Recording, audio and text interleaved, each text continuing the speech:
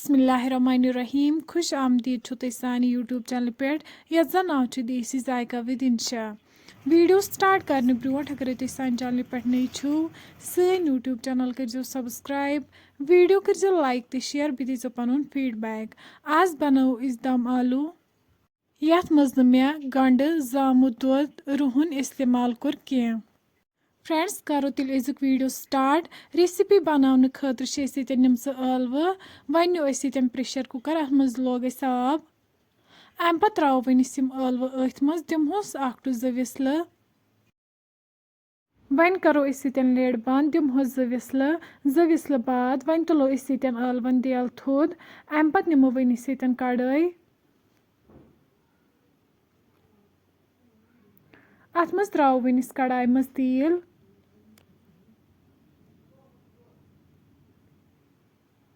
तेल युथु गर्म गि वन त्रोक ळव अथ मज करहोक असल पे फ्राई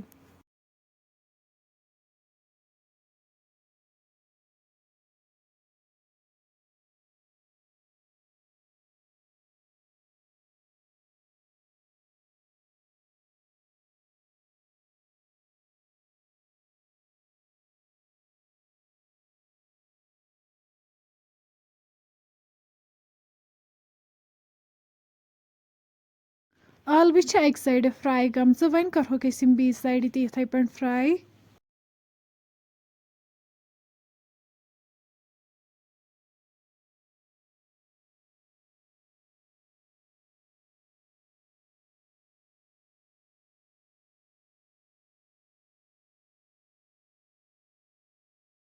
ळव युथु फ्राई गसन अम पे कड़होक वनिस अकिस प्लेटस मज नेबर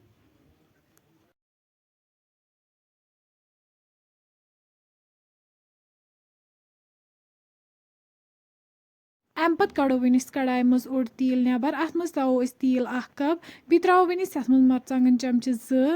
आब कप ओड मरचांगन करो वन ये असल पे मिक्स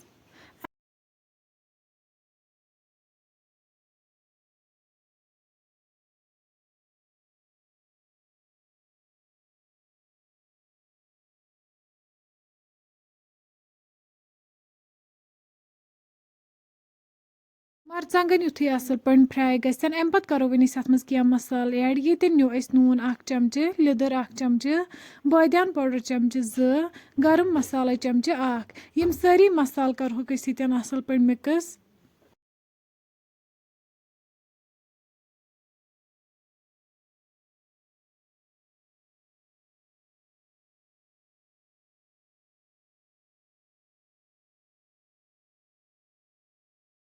युथु सारी मसाला असल पे फ्राई गसन अम पे त्रो वनिस ळव अत मज यम त करहोक अत मसाला असल पे मिक्स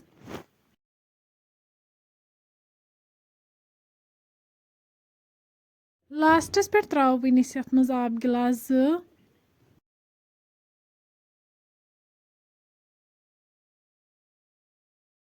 वन थो अत पे लिड तीस कालस अमिच ग्रेवी कम गि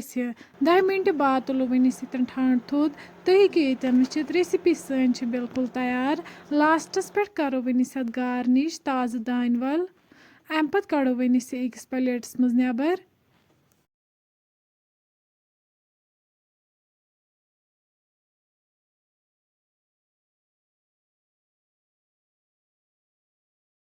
माशाअल्लाह तुम हेको वुचित रेसिपी सन बिल्कुल तैयार अम पे करो वनिस गर्मा गर्म सर्व बतस